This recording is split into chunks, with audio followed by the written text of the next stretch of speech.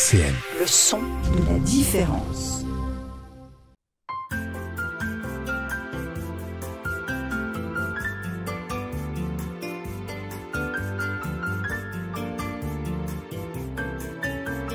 Les plumes sur RCN, présenté par Mona.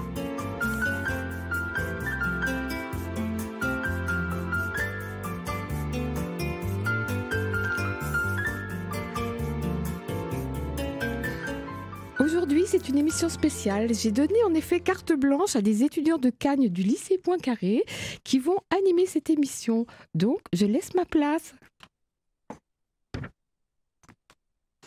Alexandra Kozelic, bonjour. Bonjour. Vous êtes écrivaine et professeure de français, latin et grec ancien. L'équipe de Radio RCN et nous-mêmes sommes ravis de vous accueillir ici à Nancy pour discuter de votre 4e roman, L'Archiviste, paru aux éditions des Forges de Vulcain en octobre 2022. Merci de votre invitation. Avant de lancer la discussion, est-ce que vous pouvez résumer L'Archiviste brièvement ? Oui, tout à fait. Alors, l'Archiviste se passe actuellement donc, en Ukraine, dans une ville qui n'est pas citée, une ville qui est occupée. Et comme le titre l'indique, on va parler d'une archiviste qui est une sorte de gardienne des archives. Elle a choisi de rester dans sa ville, dans sa bibliothèque. Et dans sa bibliothèque sont aussi entreposées les œuvres d'art qu'on a décrochées des musées. Et elle est finalement une gardienne des archives, mais aussi des œuvres d'art. Et un soir, il y a un homme au chapeau qui arrive et qui lui dit qu'il a une mission pour elle. Voilà. Très bien, merci. Alors nous avons tous et toutes lu votre livre et pour mener à bien notre rencontre, nous avons voulu créer un angle d'approche, une problématique qui va survoler cet échange. En quoi l'écriture de l'art et de la culture tend à faire d'Alexandra Kozelic une archiviste, porte-parole et reconstructrice de la culture ukrainienne. Alors en tant que bon cagneux, la discussion sera organisée en 3 grandes parties. Tout d'abord, nous vous interrogerons sur le rapport que vous entretenez avec votre roman, sur vos choix aussi en tant qu'écrivaine. Dans un second temps, on aimerait en savoir plus sur vos intentions de réception. Donc c'est une partie qui va surtout concerner l'archiviste et ses lecteurs. Et enfin, la 3e partie de notre échange se voudra un peu plus symbolique, puisqu'on a souhaité vous interroger sur la place de la culture et de l'art dans l'archiviste, une place qui oscille entre ruine et reconstruction. Et je laisse la parole à Mathis. Alexandra Kozelic, bonjour. Bonjour Mathis. Nous nous sommes interrogés sur votre rapport à l'œuvre, votre implication dans celle-ci, et au final, qu'est-ce qu'on peut retrouver de vous dans ce roman ? Et donc, la première question, elle va être posée par Gaspard, et elle porte sur le métier d'autrice. Bonjour Alexandra Kozelic. Bonjour Gaspard. Dans l'Archiviste, vous écrivez, et je vous cite, « Elle s'était mise en tête de rejoindre le front, avait pris contact avec de vieilles connaissances susceptibles de la guider, mais elle était revenue à un sentiment plus pacifiste qui l'avait retenu d'accroître le désordre général. Elle s'était résignée à rester à l'arrière et avait cherché à mettre de l'ordre dans les galeries souterraines. Telle serait sa façon de lutter, de prêter main forte. » Peut-on y voir une image ici du métier d'auteur et du métier d'autrice, donc à travers cette image que vous construisez, image de l'archiviste ?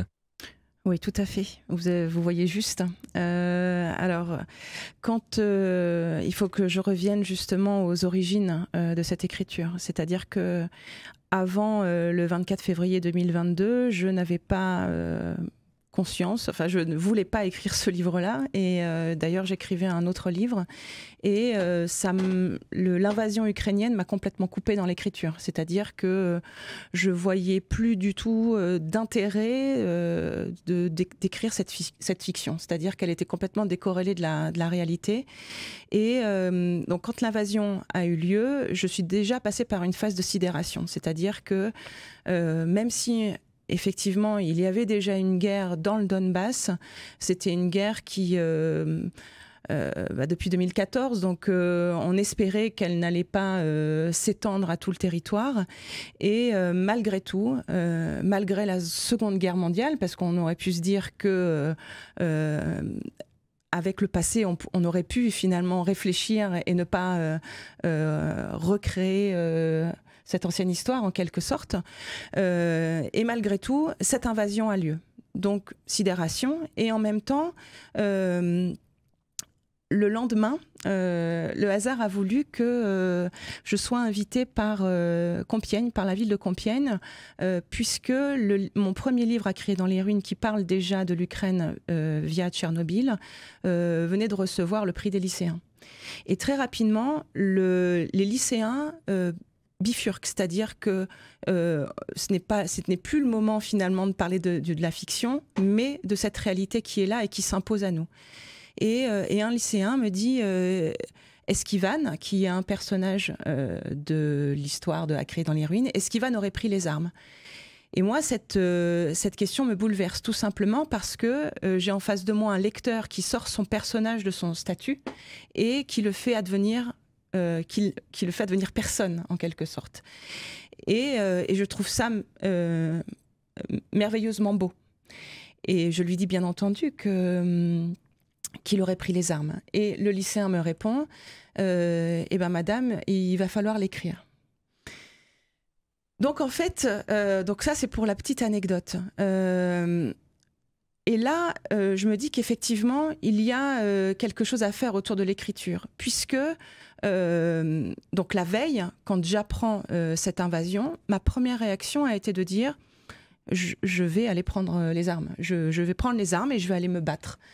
Et c'est mon fils qui, finalement, en voyant sa mère prononcer cette phrase, dit « Mais maman, tu es ridicule, tu ne sais même pas tenir une arme. » Et il avait raison. Et donc, effectivement, je me suis demandé quelles étaient mes armes, si je n'avais pas d'autres armes. Et puis, alors, parce qu'il y a plusieurs choses qui se sont goupillées aussi. C'est-à-dire que 3 jours après, 4 jours après, j'ai un de mes éditeurs, puisque j'ai 2 éditeurs, j'écris aussi pour la jeunesse, et mon éditeur jeunesse m'envoie un message en me disant je vais à la frontière polonaise, est-ce que tu m'accompagnes ? Donc là aussi, au départ, je lui dis oui, effectivement, enfin, je vais avec toi, sauf que je suis aussi enseignante et dans l'enseignement, on ne peut pas partir comme ça du jour au lendemain et laisser ses classes. Et donc, j'étais vraiment... donc, je suis retournée en classe, mais j'étais vraiment partagée avec cette volonté d'être là-bas et en même temps en étant ici. Et donc voilà, cette écriture, c'est vraiment imposé comme une façon de me battre, oui. Merci. Oui. Alors la deuxième question, elle est posée par Eugénie et elle porte sur un questionnement qui est souvent revenu dans notre groupe. On a eu de nombreuses interrogations sur l'initiale K. Mmh. Alors, que signifie l'initiale K ? Est-ce en référence à votre nom de famille ? Ou est-ce en rapport avec la consonance du K qu'on retrouve dans Ukraine ? Mais tout simplement, pourquoi ce choix du K ? Alors effectivement, le K, c'est à la fois Ukraine, c'est Kiev, c'est Kherson, c'est Kharkiv. C'est aussi mon nom, donc Kozelik, qui commence et qui se termine par un K. Et c'est aussi un petit clin d'œil à un personnage donc, dans le procès avec Joseph Kafka. Donc K. Et le début pour moi, j'ai voulu le construire exactement comme l'incipit aussi du procès, c'est-à-dire des hommes qui débarquent et qui font quelque chose de complètement absurde. Puisque pour moi, la guerre était absurde et donc je voulais effectivement recréer ce côté-là. Ouais. Et puis K aussi, ça me permet de pas... par exemple, K, c'est pas Katerina ou c'est pas Camille. Katerina, tout de suite, on vraiment... on voit que c'est un personnage personnage slave. Alors que K, ça peut être aussi autre chose. C'est-à-dire un personnage qui est diminué et qui pourrait venir de... n'importe où, finalement.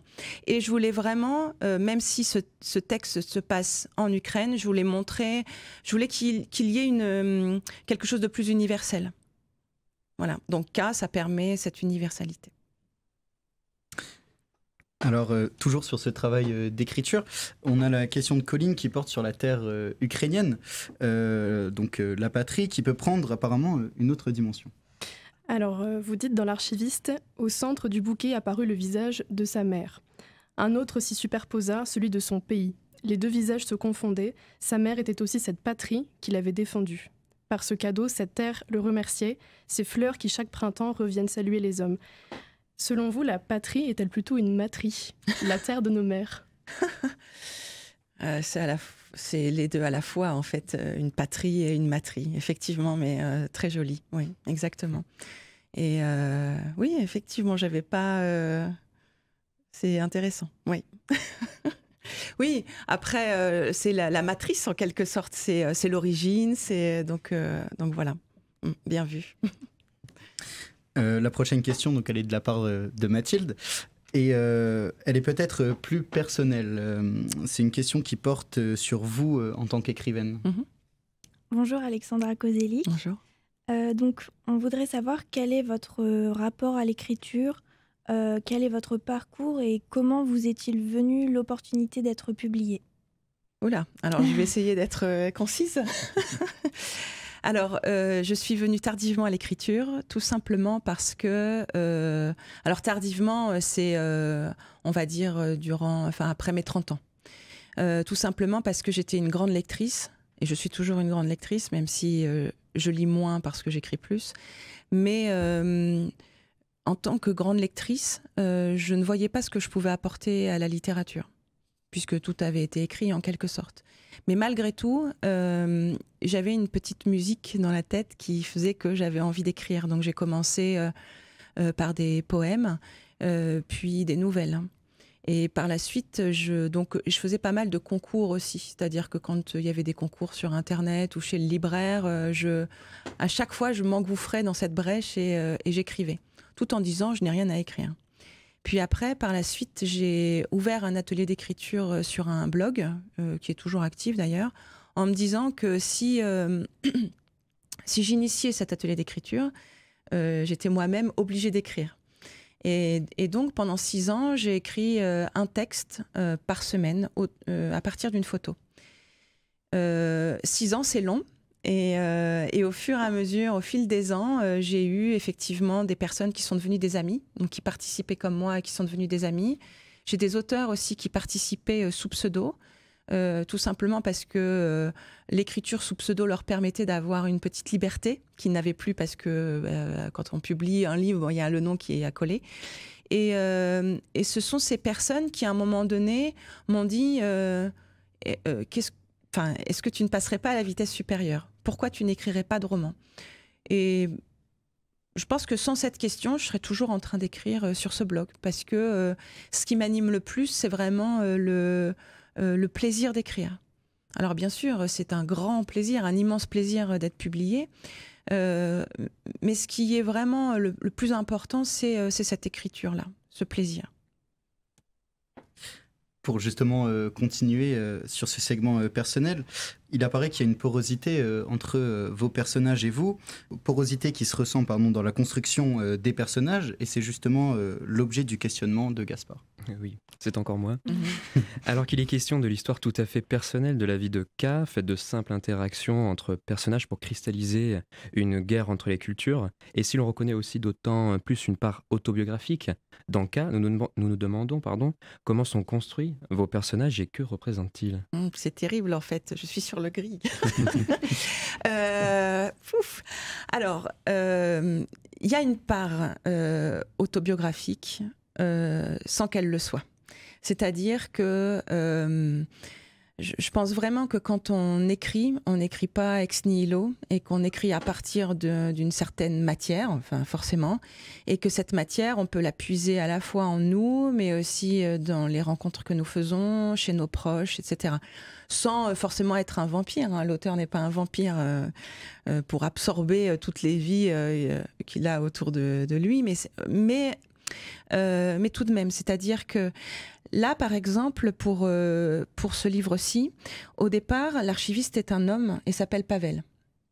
Tout simplement parce que quand je commence l'écriture, je reviens donc de Compiègne et avec ces lycéens qui m'avaient dit il faut écrire la suite d'À crier dans les ruines, j'ai pris un des personnages, donc Pavel qui est le meilleur ami d'Ivan dans À crier dans les ruines, et il serait devenu archiviste.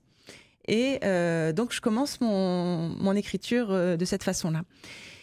mais à un moment donné, ça ne colle pas. C'est-à-dire qu'il y a quelque chose qui fait que j'aime mon personnage, mais il y a quelque chose qui... il y a quelque chose que je n'arrive pas à percevoir et qui est là et qui ne sonne pas bien. Et mon éditeur, et c'est là que l'éditeur, enfin pour plusieurs raisons, mais là il est vraiment important, il me dit mais pourquoi, le début là, quand je te lis, effectivement je pense au procès de Kafka, et alors je dis oui effectivement c'est ça, et il me dit mais pourquoi pas K ? En plus K, c'est ton nom, etc. Et pourquoi pas une femme ? Et je lui dis non, pas une femme, non, je voulais pas parce qu'il y avait avec cet homme au chapeau une tension et je voulais pas faire homme contre femme. Et sauf que ça n'allait pas. Et vers la moitié du roman, je me suis dit bon, peut-être qu'elle va devenir une femme. Et j'ai tout métamorphosé, transformé. Et à partir de ce moment-là, il y avait vraiment eu une... l'écriture a fait que ça s'est vraiment libéré. Donc, de là à dire qu'effectivement, il y a une part autobiographique ou une identification peut-être. Oui, vraisemblablement. C'est-à-dire que mes proches, si on leur demande est-ce que K et Alexandra, ils diront non. Mais à côté de ça, certaines personnes diront il y a ce trait de caractère où avec le passé d'Alexandra, on peut faire un lien. Voilà. Mais ce sont vraiment des petites touches. On va dire que c'est plutôt une matière qui me sert après un peu comme comme quand on travaille de l'argile, c'est-à-dire que j'ai cette matière-là, mais je la transforme. Merci. Alors, peut-être une question un peu plus prosaïque. La guerre est inhérente à votre livre, mais aussi les ruines, la destruction, et notamment la destruction de la culture ukrainienne. On connaît la situation de l'Ukraine aujourd'hui, et cela nous a amené à nous questionner, et notamment, c'est un questionnement d'Eugénie, qu'elle va pouvoir justement expliciter. Alors, on observe dans votre livre, et ce dès le début notamment, l'incipit, la présence de la guerre. Le livre s'ouvre notamment sur un duo de soldats, le fusil en bandoulière, que vous qualifiez d'envahisseurs, qui tentent de modifier les panneaux de circulation pour en changer la langue. Ma question est donc la suivante. Une histoire racontée n'apparaît-elle pas comme une dystopie du monde ? Et on revient tout à l'heure, vous l'avez déjà un peu expliqué, mais est-ce que vous pouvez revenir justement sur ce côté un peu universel ? Oui, tout à fait. Alors effectivement, et ça c'est hyper important, c'est une question vraiment très intéressante parce que quand, au moment de l'écriture, moi ça me met à distance, c'est-à-dire que c'est une écriture qui, moi, me permettait de me protéger des informations parce que c'était quasiment devenu une obsession de regarder ce qui se passait en Ukraine. Donc l'écriture, comme l'écriture est un temps long et que je fais des recherches aussi sur ces artistes-là, je m'éloigne tout en étant avec eux. Et ça, c'est vraiment... généralement, je dis que cette écriture me sauve aussi d'une certaine folie, en quelque sorte. Folie parce qu'il y a une obsession de l'actualité. Et en même temps, je dois former un récit cadre autour de, finalement, une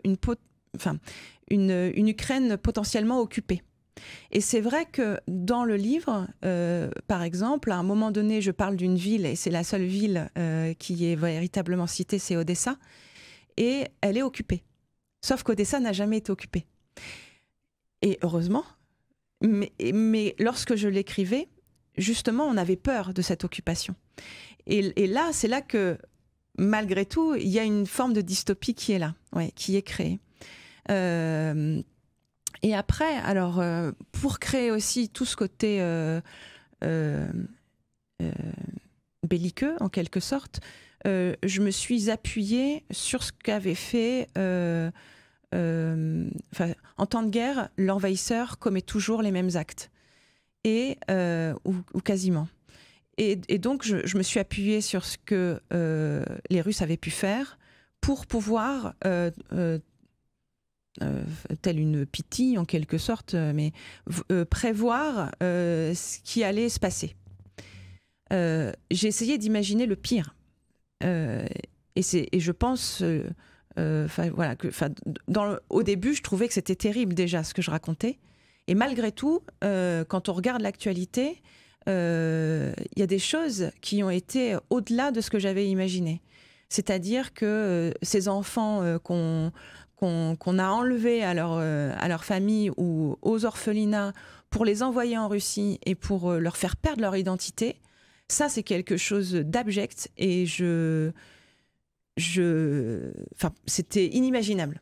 Et c'est là où finalement la réalité dépasse aussi la fiction. RCN 90.7.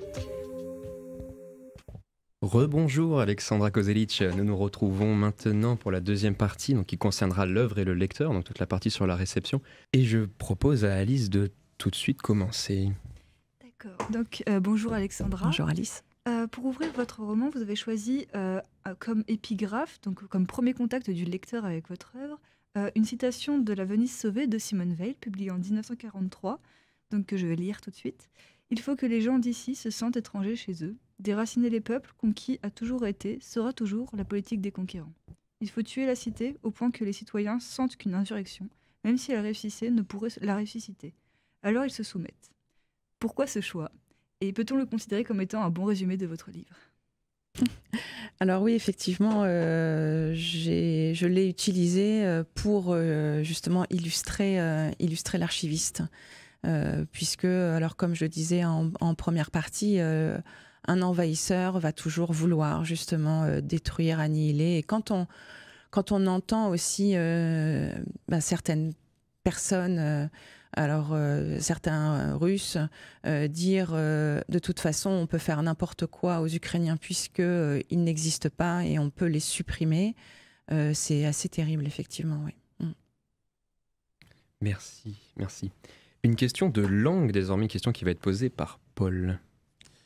Vous avez choisi d'écrire en ukrainien avec une traduction dans l'archiviste, mais également d'intégrer l'ukrainien dans le texte. Pourquoi avoir opéré ce choix ?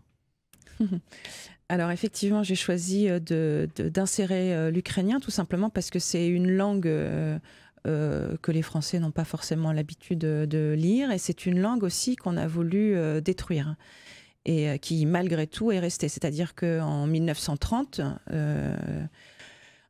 après une phase où l'ukrainien pouvait être parlé en République ukrainienne, en 1930, c'est une langue qui a été interdite. Et bon, elle a résisté en quelque sorte, puisque moi, par exemple, ma grand-mère disait qu'elle pouvait parler ukrainien dans sa famille, mais pas à l'extérieur. Et donc voilà, c'est une façon de dire, voilà comment est l'ukrainien, et une façon de faire exister cette langue. D'accord, merci. Merci. Il va être question maintenant de classiques de la littérature. Je propose à Mathis de poser sa question. Oui, on remarque une certaine influence de Mykola Gogol dans votre œuvre. Alors, pour expliquer à nos auditeurs, c'est une personnalité russe, un écrivain qui est considéré comme l'un des écrivains classiques de la littérature russe. Et on aurait voulu connaître l'influence justement de cet auteur dans votre écriture. Alors, effectivement, dans le livre, on va parler de plusieurs artistes ukrainiens. Et dans les artistes ukrainiens que j'ai choisis, puisqu'il fallait opérer un choix, il y avait forcément Taras Shevchenko, qui est le poète ukrainien du 19e siècle, c'est leur Victor Hugo. Mais il y avait aussi Gogol. Tout simplement parce que Gogol est né en Ukraine et écrivait en langue russe. Alors, il écrivait en langue russe tout simplement parce qu'à cette époque, s'il souhaitait être lu, il fallait écrire en russe et pas en ukrainien. Tout simplement parce que la diffusion se faisait en langue russe. Mais, donc, il y a une petite guerre, parce que comme c'est un écrivain immensément, mondialement reconnu, finalement, les Russes disent qu'il est russe puisqu'il écrit en langue russe, et les Ukrainiens disent qu'il est ukrainien, mais tout simplement parce qu'il est né en Ukraine. Et donc, voilà, pour moi, c'était important de passer par Gogol et par aussi en fait en gros ce chapitre-là, c'est un chapitre qui m'a posé énormément de problèmes parce que hormis dire ce que je viens de vous dire, finalement j'allais pas aller plus loin et il n'y avait pas vraiment d'intérêt à écrire ce chapitre-là. Or, il fallait que je trouve un angle un angle qui soit un petit peu plus étonnant, en quelque sorte, ou convaincant. Et toujours comme pour les autres artistes, j'ai fait pas mal de recherches et je suis tombée sur sa correspondance avec une lettre qu'il écrit à un de ses meilleurs amis qui s'appelle Maximovitch, où il dit... il faut savoir que Gogol avait écrit des nouvelles autour de l'Ukraine. Ce sont des nouvelles très bucoliques. Mais il n'avait pas écrit du tout autour de l'Ukraine. Et dans sa correspondance, il dit « J'ai envie d'écrire un jour un grand roman, mon grand roman sur l'Ukraine. » Sauf que on l'a jamais eu, ce roman-là. Et alors là, j'ai été contente de trouver cette correspondance-là parce que c'était mon angle. C'est-à-dire que moi, je suis moi-même en train d'écrire un livre sur l'Ukraine et je trouve que c'est... vraiment très difficile de savoir si je suis assez digne, si mon écriture est assez digne. C'est-à-dire qu'à chaque fois que j'envoyais des chapitres à mon éditeur, je lui disais « Est-ce que mon écriture est digne de ce que font les Ukrainiens ?» Et j'avais sans cesse cette question-là. Sauf qu'on ne peut jamais savoir si on est digne ou pas, puisque la dignité, c'est quelque chose de tellement abstrait que je ne sais même pas, en fait, si mon écriture est digne aujourd'hui. Et donc, mon éditeur me disait à chaque fois, t'inquiète pas, c'est digne, continue, aie confiance. Sauf que quand on regarde la vie de Gogol, vers la fin de sa vie, c'est une personne qui est foncièrement dépressive et qui brûle énormément de choses. Et donc là, en fait, je me suis engouffrée dans cette brèche en me disant ok, il a écrit forcément puisque c'était son vœu le plus cher, d'écrire ce grand roman, un peu comme moi finalement, et sauf que il se sentait jamais digne de ce qu'il avait écrit, jamais assez digne de cette Ukraine qu'il adulait, et donc il a tout brûlé. Et voilà, c'était pour moi plus important que de dire il est né en Ukraine, donc c'est un Ukrainien. Voilà. Merci. Alexandra, vous êtes écrivaine, mais vous êtes aussi enseignante et il est désormais question d'éducation avec une question posée par Alice. Votre livre a-t-il vocation à s'inscrire dans des programmes scolaires et à familiariser le lectorat francophone à la lecture ukrainienne, à la culture ukrainienne, désolée. Je dirais que quand je l'ai écrit, je n'ai pas du tout pensé à ça. C'est-à-dire que quand je l'ai écrit, j'ai la tête dans le guidon en quelque sorte, et comme je l'ai dit auparavant, c'est vraiment quelque chose, c'est vraiment une écriture qui jaillit et qui sort, et je suis pas dans ma position de professeur où pour moi, le professeur doit vraiment avoir une distance par rapport à ce qu'il enseigne, alors que là, je suis foncièrement dans quelque chose de très affectif. Ce sont mes tripes en quelque sorte qui parlent. Maintenant que ça fait plusieurs mois que le livre est sorti, je vous dirais oui, pourquoi pas. Mais c'est pas l'enjeu premier de ce livre. Et pour une simple raison, parce que je pense que si on écrit en se disant je me mets dans ma position de professeur et j'écris pour que ce soit enseigné, il y a quelque chose qui passera pas. Ce sera didactique et c'est pas... un roman n'est pas didactique. Disons qu'il peut l'être, mais que ce n'est pas quelque chose qui vient en amont, voilà, pour être plus précise. Merci. On ne peut pas faire une partie sur l'œuvre et le lecteur et sur la réception sans une question sur le lectorat. Donc, question de Svetlana. Avez-vous écrit pour un lectorat en particulier et quel serait votre lecteur modèle, si on peut dire ça comme ça, pour votre livre? En fait, là, c'est la même chose. C'est-à-dire que je vais un peu répondre pareil, c'est-à-dire que je ne vais pas écrire pour un lectorat. Tout simplement parce que je pense que si je me disais j'écris pour un lectorat, je vais me fourvoyer. C'est-à-dire que un lecteur va attendre une certaine chose de l'Ukraine, un lecteur va attendre autre chose, etc. Et donc, je ne pourrai jamais satisfaire tous les lecteurs. Donc, le but, c'est d'abord finalement, c'est peut-être un acte égoïste, mais de penser finalement à ce que moi je veux écrire. Et puis après, par la suite, le lectorat arrivera en quelque sorte. Et donc, il n'y a pas non plus de lecteur modèle. Dans le sens où, moi, ce que j'aime bien faire, c'est plusieurs niveaux de lecture. C'est-à-dire que dans À crier dans les ruines, alors ça, À crier dans les ruines, c'est mon premier roman, mais je pense que dans tous les romans, c'est la même chose. Je vais tenter que ce livre soit accessible à un lecteur pas forcément... enfin, je sais pas comment dire ça. J'essaye d'avoir plusieurs niveaux. C'est-à-dire que dans la fin de À crier dans les ruines, on peut le comprendre d'une certaine façon ou d'une autre, selon la distance créée par le texte. Enfin, je m'explique. En gros, dans À crier dans les ruines, certains lecteurs vont me dire « c'est génial, ça se termine bien ». Et il y a d'autres lecteurs qui vont me dire « c'est terrible, ça se termine mal ». Et j'ai rencontré des classes de lycéens qui me disaient « on n'était pas d'accord, quelle est votre fin, madame ?» Et je leur dis « vous avez raison, tous ». C'est-à-dire qu'on peut comprendre cette fin comme une belle fin, et c'est ce que je voulais faire. C'est-à-dire que je voulais que cette fin soit belle. Mais en même temps, pour jouer avec mon lecteur, j'ai il y a tout un champ lexical autour de la mort à la fin de ce texte, et on peut le percevoir comme une fin triste. Mais ça, c'est parce que j'aime bien jouer avec le lecteur.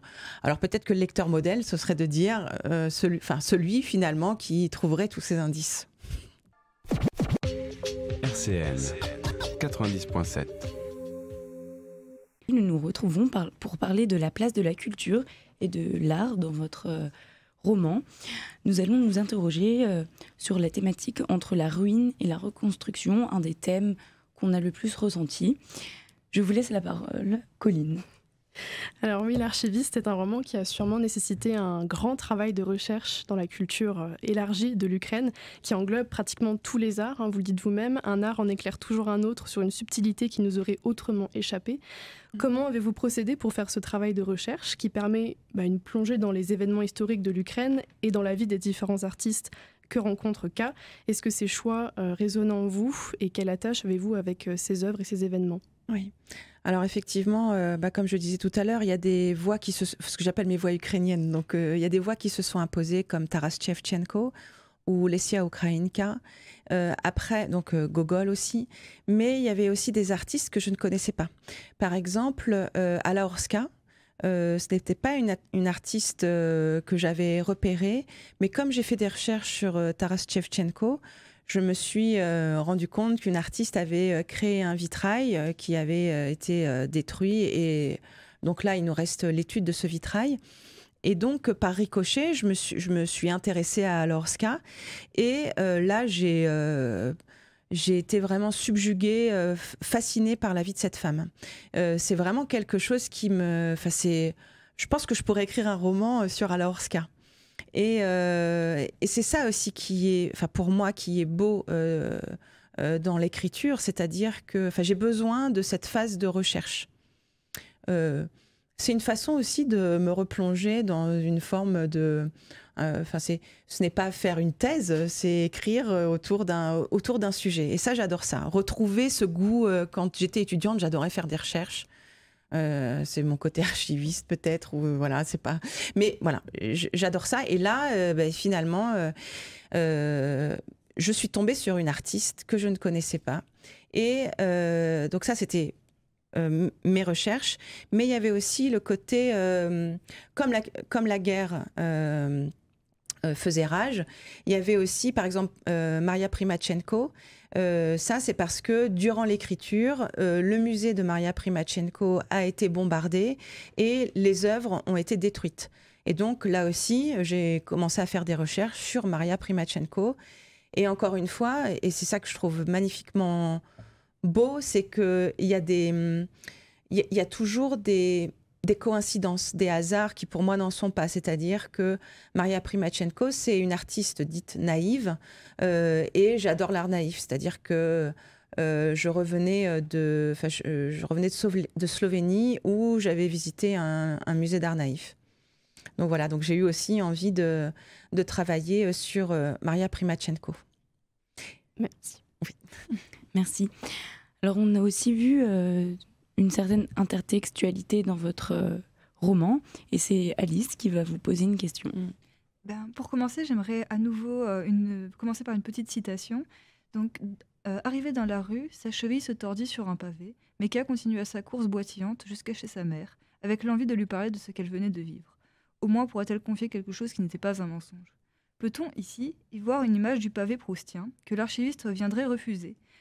Dans la hâte, il n'y aurait pas de temps à accorder aux réminiscences, seulement à la conservation du souvenir. Et y a-t-il certains auteurs qui vous ont inspiré pour écrire l'archiviste ? Alors, ce qui est magnifique, c'est que j'avais pas pensé à ça. Et qu'en fait, tout simplement, quand vous le dites, oui. Alors, moi, l'intertextualité, c'est quelque chose que j'adorais. C'est-à-dire, quand j'étais étudiante, je passais énormément de temps autour de ça. Et je ne cessais de trouver des liens entre les différents textes. Et obligatoirement, ça doit être c'est un mouvement aussi que je crée lorsque j'écris, puisque je vais mettre des choses. En fait, ce que j'adorais finalement étudier se voit aussi comme une sorte de terreau, en quelque sorte, dans l'écriture. Et donc, il y a des liens, on va dire, intertextuels conscients, mais il y a aussi des liens intertextuels inconscients, mais tout simplement parce que ça fait partie aussi de mon patrimoine, de quelque chose que j'ai enfoui et qui, à un moment donné, et c'est ce qui est pour moi hyper intéressant dans l'écriture, ressort, c'est-à-dire jaillit sans que j'en ai conscience. Donc, merci, effectivement, et oui. Merci. À toi, Svetlana. Alors, vous écrivez dans votre livre « Croire en l'avenir, et c'est tout l'enjeu d'une vie humaine, passe d'abord par la préservation du passé, face à une destruction imminente et sans visage. L'archiviste est-il à sa manière un élément de lutte pour la préservation du passé ? Alors oui, effectivement, oui. Et puis après, c'est ce que je dis à un moment donné, à un autre moment dans le texte, c'est-à-dire que on ne peut pas aller de l'avant sans être éclairé justement par cette lumière du passé. Croire qu'on peut tout effacer et puis progresser, c'est complètement illusoire. Je fais juste un petit pont avec l'intertextualité précédente. Parce qu'en fait, pour moi, un livre, donc effectivement, est créé par son auteur, mais le lecteur aussi a sa part. C'est-à-dire que là, ce que vous venez de voir, j'y avais pas pensé. Après, effectivement, oui, c'est mis à jour. Et le lecteur est celui aussi qui va permettre à l'œuvre de prendre d'autres couleurs. Et ça, j'adore ça. Donc voilà, merci à vous. À toi, Mathilde. Nous avons observé un certain paradoxe dans l'œuvre. Il y a donc une thématique de la destruction avec la guerre et aussi le rôle de K. Mais c'est aussi une œuvre qui reconstruit un ensemble grâce à la mise en lumière d'une culture fragilisée par le conflit. Concevez-vous que l'archiviste soit une œuvre d'espoir profondément optimiste malgré le climat oppressant qui en découle ? Oui, complètement. Oui. Tout simplement parce que c'est aussi ce que font les Ukrainiens, c'est-à-dire qu'ils continuent de résister et de se battre et d'y croire malgré tout. Et donc je ne voyais pas comment faire une autre œuvre, tout simplement. Et quand la dernière fois, en fait, j'étais avec des autrices ukrainiennes et dont une qui vient du Donbass et qui disait, donc elle a été réfugiée à Kiev, et au tout début, donc il y avait des problèmes d'électricité, et les soldats russes disaient que comme ça, l'Ukraine allait être à l'arrêt. Et les Ukrainiens, en fait, ce qu'ils se disaient, eux, c'était « Ok, on ne peut pas travailler, on ne peut pas échanger, et ce qu'on va faire, c'est que on va faire l'amour et on va repeupler l'Ukraine. » Et voilà, c'est ça les Ukrainiens. C'est aussi c'est ça, c'est le fait de vous pouvez voir certaines images par exemple sur Twitter de personnes réfugiées dans le métro, et vous allez avoir des chants. C'est effectivement, il y a une... Alors c'est un mot à la mode, mais c'est un mot qui convient là. Il y a une résilience, une force qui est là. Et qui est là parce que, en fait, si on regarde l'histoire, l'histoire nous montre justement qu'à chaque fois, il y a eu des invasions, il y a eu des choses qui ont fait que les frontières ont bougé, mais malgré tout, quand on écoute des Ukrainiens, leur terre est la plus importante, malgré les frontières, etc. Donc c'est vraiment cette terre-là qui est importante et qu'il faut sauver à tout prix. Donc oui, œuvre d'espoir, bien sûr. D'ailleurs, j'ai certains lecteurs qui me disent je ne voulais pas le lire parce que pour moi, ça allait être une œuvre très sombre, mais quand ils referment, ils me disent au contraire, c'est quelque chose c'est une lumière qui est là. Voilà. Merci. Merci. Notre émission, notre discussion touche à sa fin. Et c'est Svetlana qui va poser notre dernière question. Si l'on reprend l'urgence de la préservation, qui serait l'équivalence de l'urgence de l'écriture dans ce contexte actuel, qu'on considère la modification des œuvres comme un crime, comme K la considère elle-même dans le livre, quel risque existe-t-il, d'après vous, si les œuvres sont détruites, en sachant que on peut aussi questionner l'impact psychologique que ça peut avoir, puisque sauver la culture signifie aussi sauver une identité ukrainienne actuellement. Oui, complètement. Alors ça, c'est une grosse question. On va dire que le principe de base pour moi, enfin pas de base, mais là, ce qu'on voit aussi, et ce que l'homme au chapeau dit, on n'a pas trop parlé, mais ce que l'homme au chapeau dit, c'est en gros, si je détruis, il y aura forcément cette nostalgie d'une peinture, d'un chant, on pourra toujours transmettre. Et la destruction n'empêche pas cette nostalgie. Et la nostalgie, pour moi, justement, est aussi une façon de résister, de se battre, même si la chose est détruite. Mais le but, c'est effectivement que cette chose ne soit pas détruite, oui. Oui. Tout simplement parce que, effectivement, alors là, je vais être un peu plus large, mais en gros, avant la guerre, on opposait vraiment l'Ukraine de l'Ouest et l'Ukraine de l'Est, avec un pays donc à l'Ouest qui parle ukrainien et un pays à l'Est qui parle le russe. En fait, il faut savoir qu'au départ, c'est pas quelque chose qui était là. C'est-à-dire qu'avant la famine de 1930, on avait un pays qui était beaucoup plus homogène au niveau de la langue. Sauf qu'avec la famine, avec l'Holodomor qui a fait 5 millions de morts, on a eu effectivement une partie du pays qui était à repeupler. Et on a eu à ce moment-là un mouvement migratoire de personnes russes qui se sont mises à l'est du pays. D'où justement cette diversité au niveau de la langue.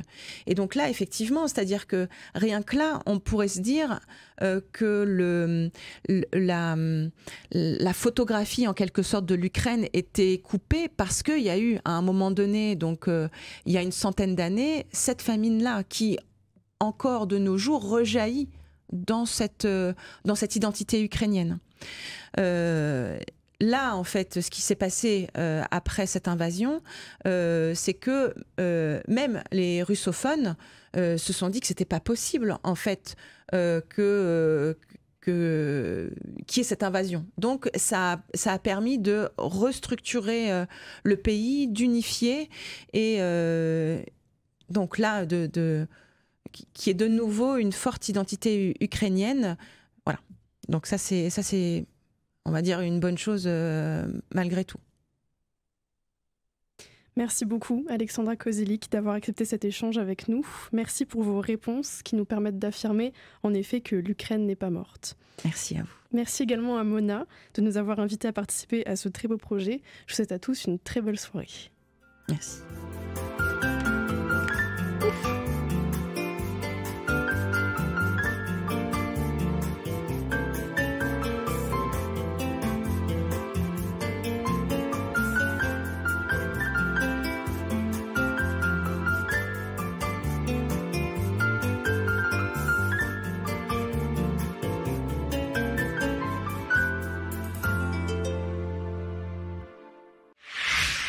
RCN, www.rcn-radio.org